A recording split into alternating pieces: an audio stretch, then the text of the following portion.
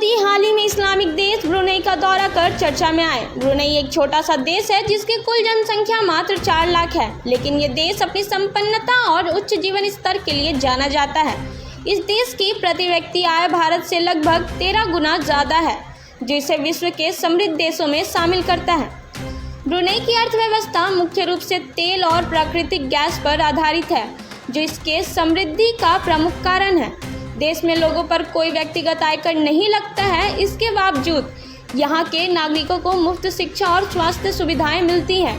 Brunei की सरकार अपने नागरिकों के लिए मुफ्त शिक्षा और चिकित्सा सेवाओं का प्रावधान करती है, जो इसे एक अद्वितीय उदाहरण बनाता है। प्रधानमंत्री मोदी का ये दौरा दोनों देशों के बीच द्विपक्षीय संबंधों को और मजबूत करने के उद्देश्य से था। भारत और ब्रुनेई के बीच ऐतिहासिक और सांस्कृतिक संबंध रहे हैं और मोदी के इस दौरे से इन संबंधों को नई दिशा मिलने की उम्मीद है।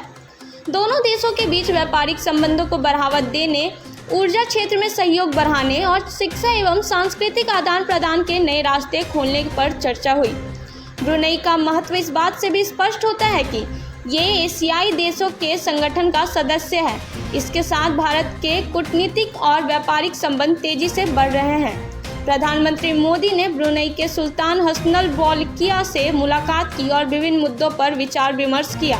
दोनों नेताओं ने क्षेत्रीय और वैश्विक मुद्दों पर भी चर्चा की। इनमें आतंकवाद, व्यापार और सुरक्षा शामिल। ब्रुनेई की स्थिरता और समृद्धि का एक और कारण ये है कि सुल्तानत प्रणाली, जिसमें सुल्तान हसनल बोल्किया देश के शीर्ष नेता और प्रधानमंत्री दोनों हैं। सुल्तान का परिवार देश के महत्वपूर्ण निर्णयों में प्रमुख भूमिका निभाता है, जिससे शासन प्रणाली में स्थिरता बनी रहती है। इस दौरे के जरिए भारत और ब्रुनेई के बीच कूटनीतिक, आर्थिक और सांस्कृतिक संबंधों को और गहरा करने का अवसर मिला है, जो आने वाले समय में दोनों देशों के लिए लाभदायक सिद्ध होगा।